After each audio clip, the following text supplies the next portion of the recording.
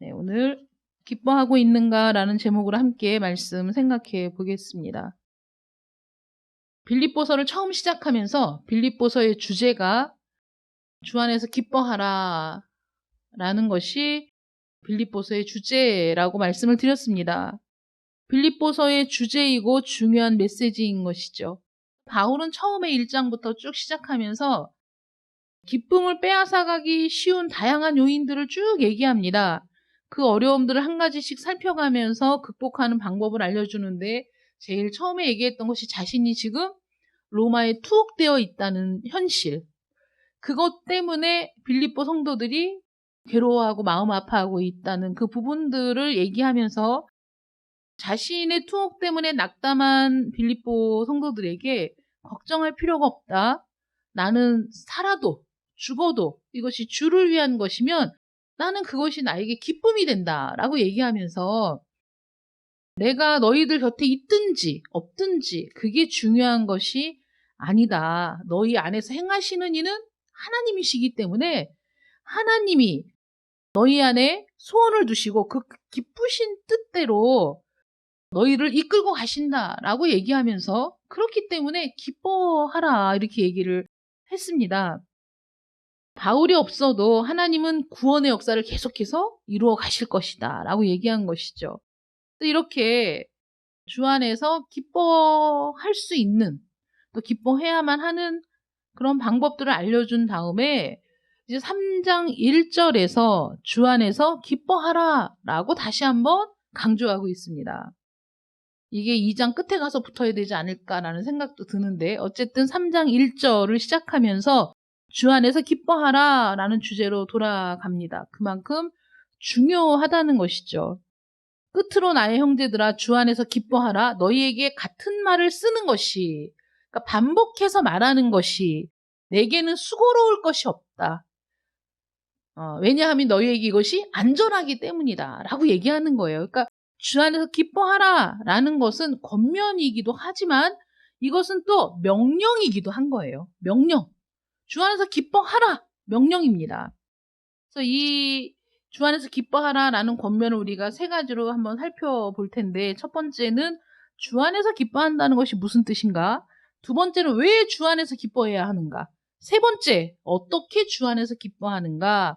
라는 세 가지 방면에서 한번 생각을 해보려고 합니다. 우리가 책을 읽거나 뭐 드라마를 보거나 인터넷에서 여러 가지 것들을 검색하거나 할 때 우리가 아무 생각 없이 뭐 보고 시간을 때우는 것도 있지만 또 때로는 생각을 해야 되는 것들도 있지 않습니까? 여러분들이 어떤 일을 결정할 때 심사숙고하지 않겠어요? 최소한 어떤 물건을 구입할 때에도 가격을 비교해 본다든가 리뷰를 한번 본다든가 상품의 평가가 어떤지를 확인한다든가 그래서 내가 실수 없이 선택하기를 원하죠. 누구나. 내가 선택한 것이 실수가 아니었기를 또 내가 선택한 것이 현명한 선택이었기를 바라는 마음들이 우리 누구에게나 있어서 어떤 일들을 선택하거나 결정해야 하거나 뭐 구매를 해야 하거나 여러 가지 일들을 우리가 만날 때마다 때로는 결정 장애가 있는 것이 아닌가라고 생각할 정도로 우리는 생각에 생각을 거듭하고 그래서 장바구니에 담아놨다가도 구입을 안 하는 경우도 있고 이런 여러 경우가 있지요. 그런데 우리의 영원, 우리의 영원한 삶을 좌지우지하는 내 영혼이 앞으로 어떻게 될 것인가를 좌지우지하는 그런 문제는 왜 고민을 안 하는지 모르겠어요. 정말 고민해야 되거든요. 생각해야 되거든. 집중하고 고민하고 생각하고 그래서 그게 머릿속에서 떠나지 않아야 돼요. 여러분들이 예를 들어서 몇백만 원짜리 뭐 TV를 살까 생각한다고 해보세요. 그러면 그것을 10분 내로 결정해서 사야지 딱 결제를 하는 사람은 드물 거예요. A사가 난가 B사가 난가 아니면 해외 직구를 해야 되나 어떻게 하면 싸게 살 수 있나 뭐 브라운관은 어디 것인가 뭐 이게 뭐 잔고장은 없는가 AS는 어떻게 되는가 보고 또 보고 보고 또 보고 그러면서 장바구니에 담아놓고 또 들여다보고 또 확인해보고 내가 이것을 구매를 확정할 때까지 혹시라도 내 결정에 어떤 오류가 없는가를 끊임없이 생각을 하면서 그러면서 결정을 하지 않습니까? 그래서 결정을 할 때까지는 여러분들 머릿속에 그게 늘 존재하지 않습니까? 사야 되는데 어떤 걸 살 것인가가 항상 여러분들의 머릿속에 있을 거예요. 어떤 거든지. 휴대폰을 살 때도 마찬가지고. 그런데 그래봤자 뭐 휴대폰을 몇 년 쓰겠어. 응? 여러분 몇 년 씁니까? 기본적으로 젊은 사람들은 뭐 2년이 멀다 하고 바꾸고 그런 2년, 3년, 길어야 4, 5년 쓰는 휴대폰을 하나 사는데도 여러분들이 얼마나 거기에 집중하고 몰두하고 이렇게 하면서 여러분들의 영원을 결정하는 중대한 문제에 있어서는 그런 고민을 하고 있냐고. 내가 어떤 의문점이 생겼는데 그 의문점을 해결하기 위해서 애를 쓰고 있느냐 이거예요. 여러분들의 머릿속에 그 문제가 지금 남아있느냐 이거예요. 어떤 게 중요한 겁니까? 어떤 것이 중요한 것인가를 사람들이 너무나 모르고 있다는 거죠. 무엇이 중요한가? 뭐 기껏해야 10년 쓰는 냉장고를 바꾸는 문제, 기껏해야 10년 쓰는 뭐 세탁기를 바꾸는 문제, 우리가 그렇게 신경을 쓰고 나중엔 아우 머리 아파. 결국은 아유 그냥 사.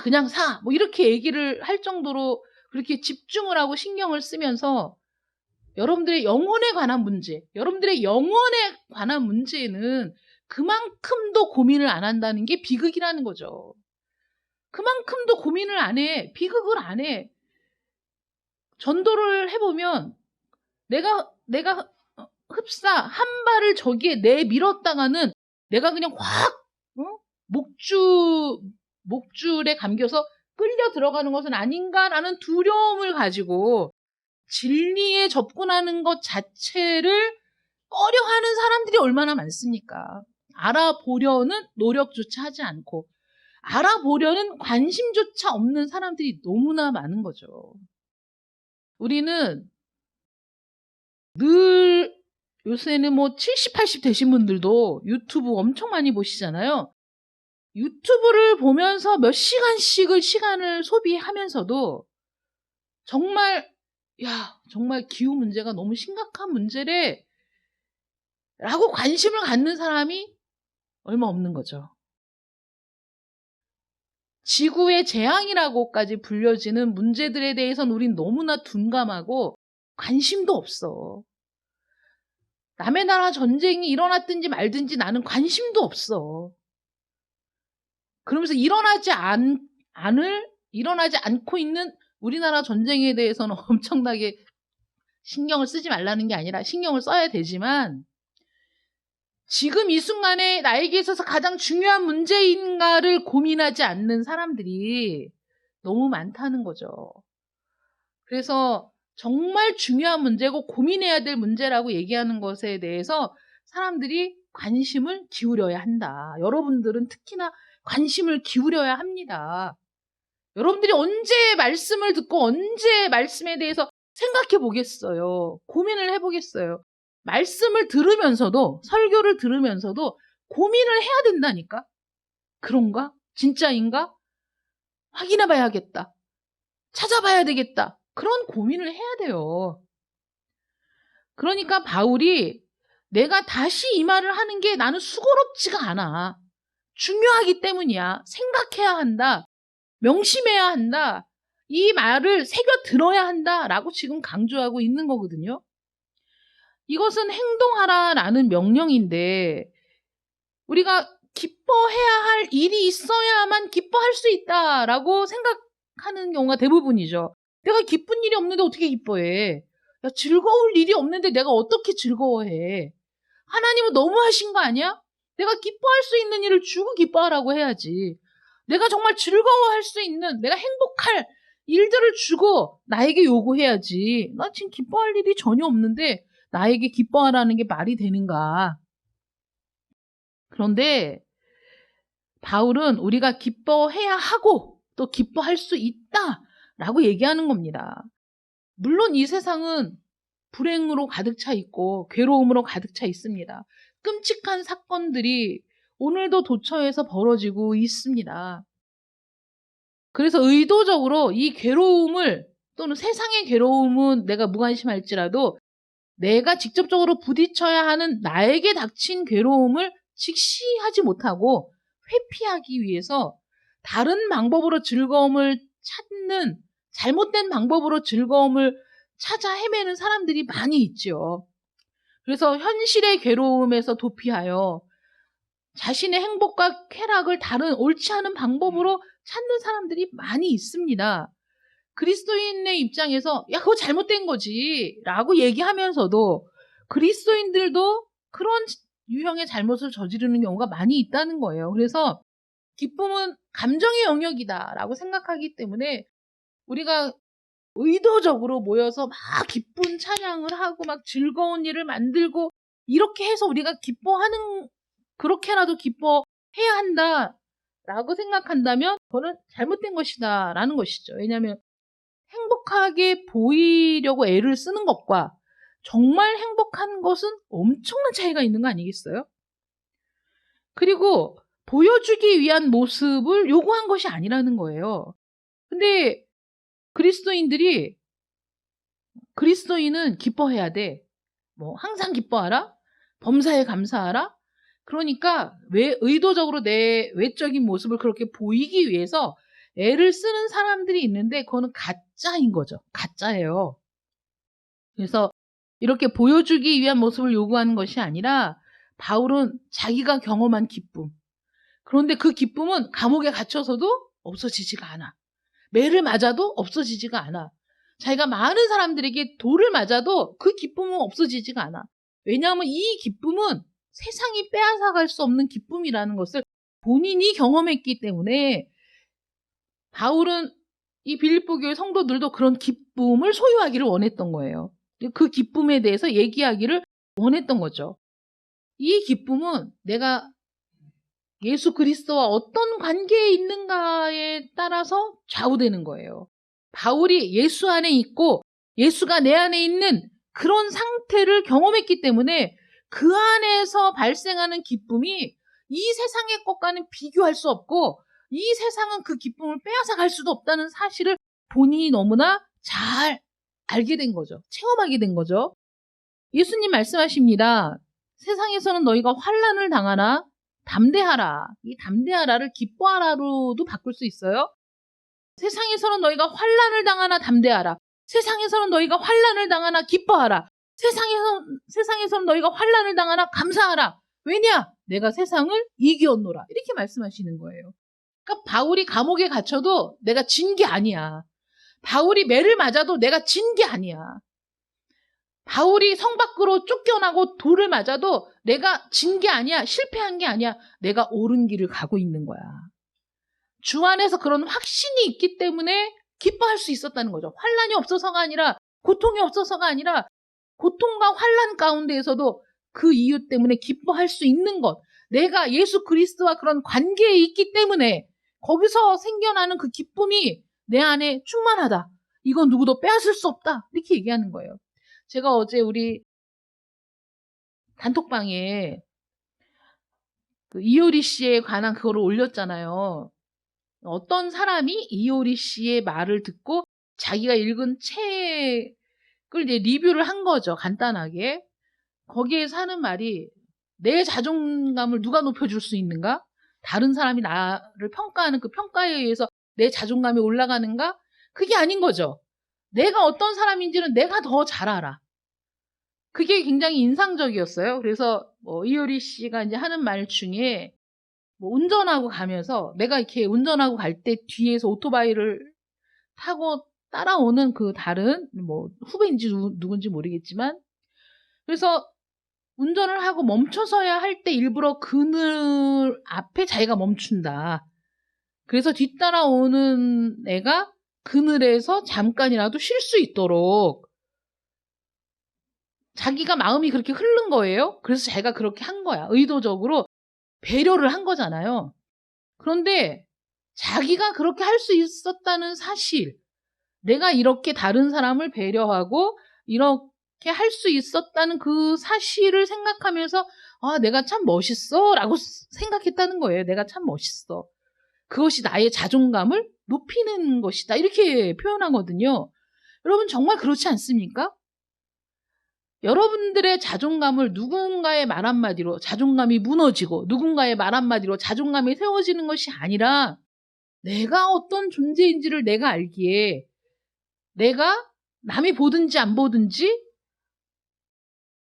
소신껏 또 나의 가치관대로 행동하는 그 나의 모습이 내가 생각하기에 나 참 괜찮아 라고 생각할 때 자존감이 올라간다. 그래서 그 남편 얘기를 하더라고요. 저는 그 남편 얘기에 사실 더 감동을 좀 받았는데 그 남편 이름이 뭐더라? 그 이상순 씨. 예, 그 상순 씨가 그 의자를 만들면서 그 의자 그 발 밑부분을 막 갈아낸다고 했나 뭐 사포질을 했대나. 근데 그걸 보면서 오빠 그거 누가 본다고 그렇게 거기를 이렇게 열심히 닦아 그건 보지도 않는데 그랬더니 내가 보잖아 내가 알잖아 라고 얘기했다는 거. 그래서 남들이 보든지 안 보든지 상관없이 내가 이 일을 하면서 내가 얼마나 이 일을 완전하게 온전하게 하기 위해 애를 썼는지 수고했는지를 내가 알잖아 라는 그 말. 여러분 우리가 그리스도인이면서도 참 그렇게 살기가 쉽지가 않아요. 쉽지가 않습니다. 남이 볼 때는 잘하는 것처럼 하면서 나 혼자 있을 때에는 엉망인 사람들이 참 너무 많지 않습니까? 그런데 그렇게 살면서 자기 자신에 대한 자부심이 또 생길 때 그 누가 뭐라고 하지 않아도 자존감은 올라가고 또 누군가가 어떤 말을 한다고 해서 내 자존감이 무너지는 일 따위는 없다는 거죠. 내가 나를 알기 때문에. 그렇게 자기 자신을 바르게 세워가는 일들이 굉장히 중요하다. 하나님을 모르는 사람이 예수를 믿지 않는 사람이 일반적인 사람들도 그렇게 살아가는 사람들이 있는 거예요. 그런데 바울은 얘기하는 거죠. 내가 예수 안에 있어서 그 예수가 내 삶에 지대한 영향을 끼치고 내 앞에 선생이 되시고 내가 가는 길에 그분이 앞서 가셔서 내가 어떻게 살아야 하는지 어떻게 걸어가야 하는지 어떤 길을 가야 하는지를 이끌어주고 계시기 때문에 이 삶은 반드시 실패가 없는 삶이라는 확신, 이 길이 틀리지 않았다는 확신, 이 길 끝은 온전한 승리가 주어진다는 사실을 알고 있기 때문에 믿고 있기 때문에 그래서 기뻐할 수 있다는 거예요. 슬프지 않은 게 아니야. 바울도 자기 자신이 얼마나 그 연약한 존재인지 탄식했어요. 이 세상에서 사는 삶이 얼마나 힘든 일인가 알고 있습니다. 우리는 뭐 예수를 믿으니까 눈물 흘릴 일이 없습니까? 예수를 믿으니까 고통이 없습니까? 예수를 믿으니까 환난이 없습니까? 아니죠. 여러분, 만약에 그렇다면 예수님은 왜 고난을 받으셨을까요? 예수님은 왜 십자가를 져야만 했을까요? 예수님은 왜 힘있고 권력있고 또 그 사회 계층에서 많은 사람들이 우러러보는 지도자들의 눈밖에 나서 그렇게 험악한 꼴을 당해야만 했을까요? 예수님이 걸어가신 길이 고통의 길이었고 고난의 길이었고 결국은 십자가에서 죽으시는 길이었음을 우리가 생각하면 예수를 따르는 사람들도 마땅히 고난을 짊어질 각오를 해야 되지 않겠습니까? 내가 예수를 따르니까. 예수가 가신 길을 나도 걷는 건 당연한 일 아니냐 그런 거죠. 그러니까 예수님을 따라가는 삶이 환난과 고통이 있다는 건 너무나 분명하고 당연한데 그런데 어떻게 기뻐할 수 있느냐? 주님과 함께 있기 때문에.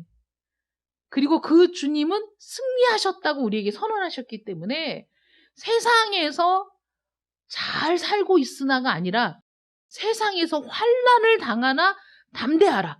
세상에서 환난을 당하나 기뻐하라. 세상에서 환난을 당하나 감사하라. 내가 세상을 이기었노라.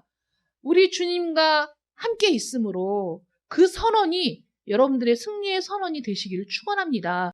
그래서 기뻐할 수 있는 여러분들 되시기를 바랍니다.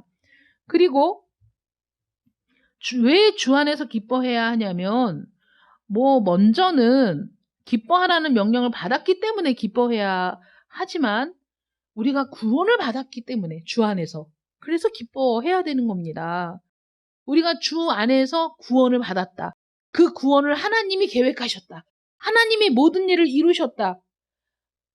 베드로전서 2장 9절에 보면 하나님이 우리를 어두운 데서 불러내어 그의 기이한 빛에 들어가게 하신 것은 그의 아름다운 덕과 영광을 선포하게 하려 하심이라. 우리 구원의 목적입니다. 저와 여러분은 그 구원의 영광을 드러내는 특권을 가진 자들이에요. 이 특권을 행사하는 최고의 방법이 세상을 이기는 삶, 환난 속에서도 기뻐하는 삶을 보여주는 겁니다. 이 세상의 빛으로 드러나기 위해서 우리는 기뻐하는 삶을 드러낼 필요가 있어요. 그리고 우리 자신을 위해서도 기뻐해야 됩니다. 왜냐하면 대다수의 위험에 대한 가장 큰 방어막이 뭐냐? 기뻐하는 거예요. 느헤미야 8장 10절에서 이렇게 얘기하고 있어요. 여호와로 인하여 기뻐하는 것이 너희의 힘이라고 얘기해요. 하나님으로 인하여 기뻐하는 것이 우리가 이 세상을 살아가는 힘이 되는 겁니다. 여러분, 슬프고 우울하고 그런 사람들과 함께 있으면 우리도 함께 우울해지고 함께 세상이 회색빛, 잿빛으로 보이는 거 아니겠습니까? 제가 세바시에 출연한 어떤 분 강의를 봤는데 여러분들도 보셨을지 모르겠어요. 아내가 갑자기 거의 중증의 우울증에 빠지면서 겪은 일들을 책으로 쓰셨더라고요, 그분이. 근데 그분이 그 세바시에서 강연을 하면서 나중에 이제 막 우는데 방청객들도 다 같이 울더라고요. 굉장히 밝고 그 유머도 있고 이랬던 아내가 하루아침에 내가 죽을 것 같으니 나 죽을 것 같아. 이렇게 전화가 와서 집으로 가서 보니까 침대에서 일어나지도 못하고 있더라.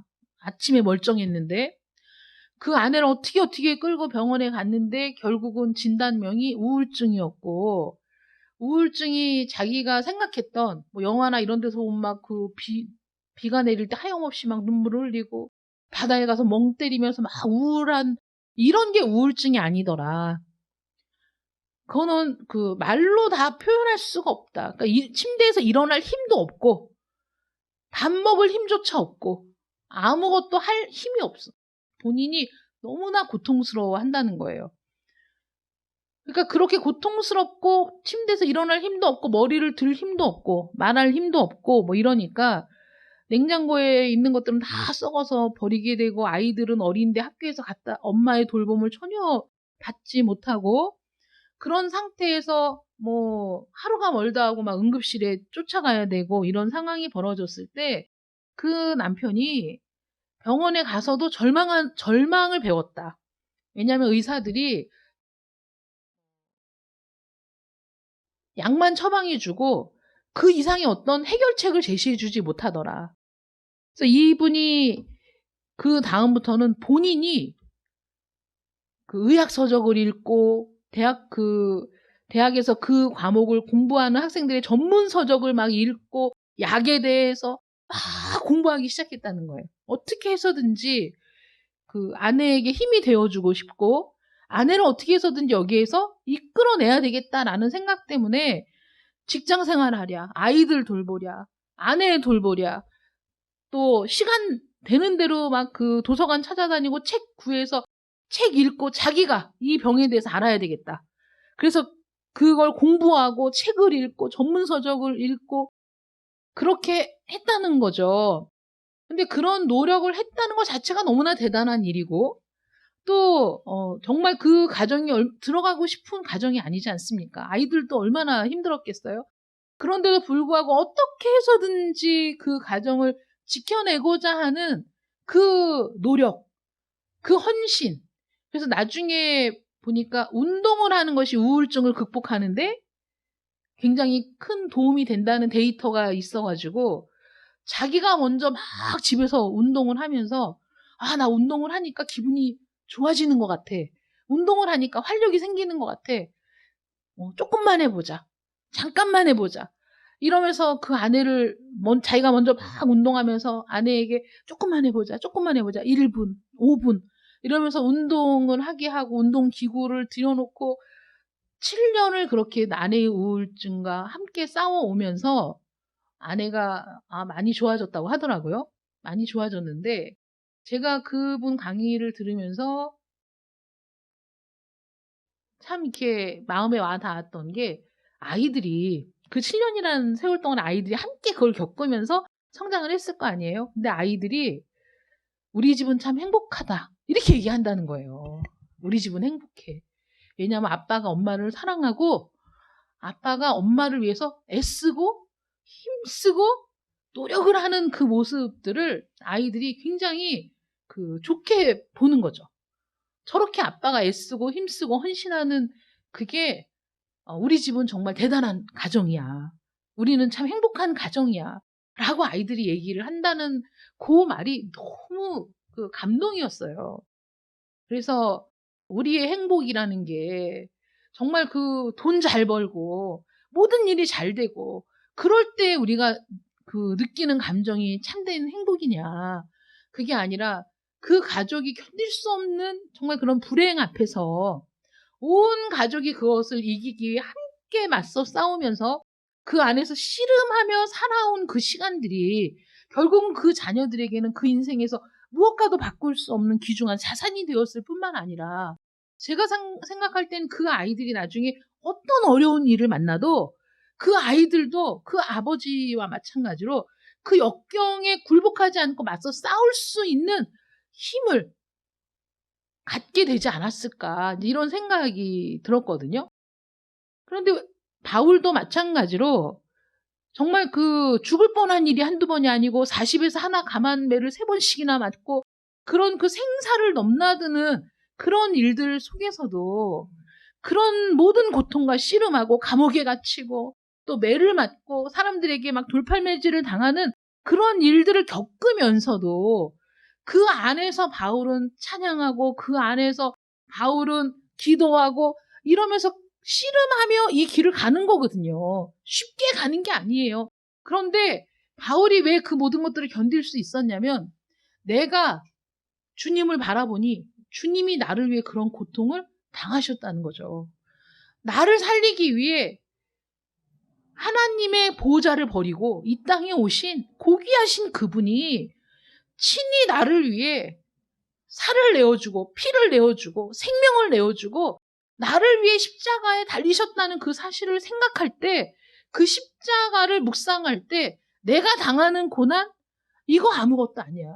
심지어는 내가 그리스도와 함께 고난 받을 수 있음을 기뻐했다. 사도행전에 보면 사도들이 그리스도와 함께 고난 받음을 기뻐했다라고 얘기하지 않습니까? 그러므로 바울이 기뻐하라 라고 얘기할 때 너희에게 좋은 일이 있을 거야. 기뻐해. 너희에겐 앞으로 쭉 어떤 고통도 없을 거야. 기뻐해. 라고 얘기한 게 아니라 너희의 삶에 근심과 고통이 있겠지만 너희의 삶에 여러 가지 어려움이 있겠지만 그래도 기뻐하라는 거예요.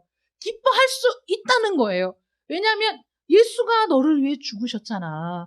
하나님이 너를 위해 그 큰 계획을 세우셨잖아.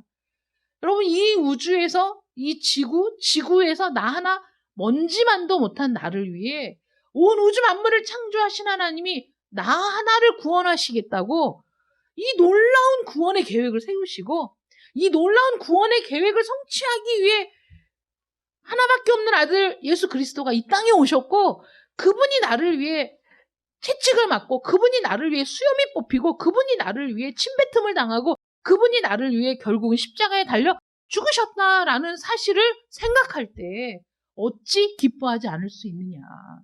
내가 어마어마한 사랑을 받았어. 내가 어마어마한 관심을 받았어. 내가 우주적인 관심, 내가 우주적인 사랑을 받은 사람이야.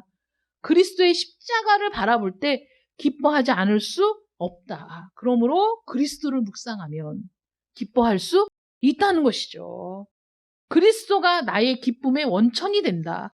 그런데 이 기쁨을 계속해서 누리기 위해서는 예수 그리스도 외에 또 다른 기쁨의 원천들을 정리해야 돼요, 여러분.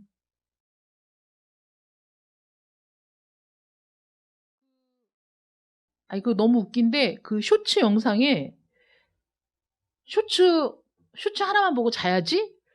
그런데 밤새고 있는 그 쇼츠 영상이 또 있어요. 쇼츠 영상에 나 이거 하나만 보고 자야지? 그런데 새벽이 됐어. 여러분, 이렇게 우리의 시선을 돌리고 우리의 생각을 돌리고 아무 걱정 없이 아무 고민 없이 그냥 손만 올리면 여러 가지 다양한 영상들이 막 들어오는 이런 세상에서 우리가 살고 있는데, 그런 것들에 우리 시선을 뺏기고 우리의 마음을 뺏기면 주를 묵상하고 십자가를 묵상할 시간이 얼마나 있겠어요. 여러분, 가슴에 손을 얹고 생각해 보세요. 일주일 동안 여러분들이 예수님을 얼마나 생각합니까? 그리스도를 얼마나 생각합니까? 예수님의 십자가를 얼마나 묵상합니까? 여러분, 얼만큼? 여러분들의 영혼에 관한 문제, 여러분들의 영원에 관계된 문제에 여러분들이 얼마나 시간을 쓰고 계시며 얼마나 신경을 쓰고 있으며 얼마나 고민하고 있느냐 하는 거예요. 우리는 너무나 무지한 채 살아가고 있는 것도 죄입니다. 여러분, 무지한 게 죄라는 거예요. 여러 가지 어려움이 닥쳤는데 그 어려운 상황을 파악할 수도 없는, 그 어려운 상황을 타개할 수 있는 어떤 것도 생각할 수 없는 무지? 그게 죄다. 이렇게 얘기하잖아요. 여러분, 무지가 죄라는 사실을 오늘 우리의 현실을 보면서 여러분 절감하고 있지 않습니까? 아무것도 안 하는 게 나은 사람이라는 평가가 얼마나 비참한 평가입니까? 그런데 우리가 내 영혼에 관한 문제에 있어서, 내 영원한 삶에 관계된 문제에 있어서 내가 그렇게 무지한 사람이며 내가 그렇게 대책이 없는 사람이라는 사실을 여러분들이 심각하게 생각하셔야 된다는 거죠. 우리가 기뻐할 수 있는 건 주 안에 있을 때만 가능한 일이기 때문에 주 밖에 있는 사람들에게 기뻐하는 삶을 살라고 말할 수 없습니다. 그런데 여러분들이 주 안에 있는가를 먼저 고민해야 되겠죠. 내가 정말 주 안에 있는가? 내가 주님과 관계를 맺고 있는가? 나의 영혼이 정말 제대로 갈 길을 정하고 안착해 있는가? 그 어떤 것도 확실하지 않은 상태에서 무조건적으로 기뻐하라? 기뻐할 수 없죠. 기쁨의 근원이 내 안에 없는데 어떻게 기뻐할 수 있겠습니까? 우리 하나님께, 우리 주님께 시선을 고정시키고 주님을 바라보아야만 주 안에서 기뻐할 수 있다는 사실을 여러분 명심하시기를 바랍니다. 역사의 큰 그림을 보고 이 세상의 혼돈과 괴로움과 이 싸움과 아수라장을 보면서도 지금도 역시 그분이 일하고 계신다는 사실, 그리고 반드시 목적을 성취하실 거라는 사실을 우리가 생각하게 된다는 거죠. 이 세상의 모든 혼돈을 바라보면서도 우리 주님께서 다시 오셔서 모든 원수들을 물리치시고 그 나라를 완성하실 그때가 분명히 우리에게 주어진다는 사실, 영광스러운 새하늘과 새 땅이 펼쳐지고 주를 믿고 그 안에서 기뻐하던 자들이 주님과 함께 영원토록 다스리는 세상, 왕같은 제사장으로 부르신 여러분들이 정말로 주님과 함께 이 세상을 통치할 그날이 우리에게 다가오고 있다는 사실을 기억하시면서 주 안에서 기뻐하는 여러분들 되시기를 축원합니다. 기도하겠습니다. 사랑의 하나님, 감사합니다. 우리가 이 세상을 살아가면서 얼마나 많은 시련과 낙담할 일들을 만나게 되는지, 얼마나 우리는 소망의 줄을 놓아버리고 싶을 때가 많은지, 얼마나 우리는 우리 안으로 침잠에 들어가면서 세상과 담을 쌓고 싶을 때가 많은지, 우리는 그렇게 연약한 자들이며 우리는 그렇게 쉽게 무너질 수밖에 없는 자들임에도 불구하고 하나님께서 우리를 사랑하셨다는 정말 우주적인 관심과 사랑을 가지고 너무나 놀라운 구원의 계획을 세우셔서 나를 사랑하시고 나를 구원하시고 나를 위해 십자가에 달려 돌아가신 우리 주 예수 그리스도의 은혜를 생각할 때 하나님, 우리 안에 어찌 기쁨이 생기지 않을 수 있습니까? 나를 사랑하시는 주님으로 인하여, 나를 위해 죽어주신 주님을 위하여 나를 다시 부르러 오실 그 주님을 생각하며 우리 심령 가운데 기쁨이 가득하게 하시고 그 기쁨으로 인하여서 날마다 기뻐하는 삶을 살아가는 저희들 되게 하시기를 간절히 원합니다. 이 세상에서 우리가 어떻게 빛과 소금으로 나타날 수 있습니까? 어떻게 이 어두운 세상에서 빛으로 드러날 수 있습니까? 우리의 삶을 통해서 우리가 주의 자녀임을 우리의 삶을 통해 증거하며 우리의 삶을 통해 빛되신 주님을 드러낼 때에만 가능한 일이 아니겠습니까? 그 삶이 어떠해야 됩니까? 기뻐하는 삶이어야 합니다. 우리 주께서 세상을 이기셨기 때문에 우리는 세상에서 환난을 당하나 기뻐할 수 있습니다. 담대할 수 있습니다. 감사할 수 있습니다. 우리 주와 함께하는 삶을 통해 우리에게 주어진 기뻐하라는 명령을 즐거이 받드는 우리 모든 성도들 되게 하여 주시옵소서. 예수님의 이름으로 기도드립니다. 아멘.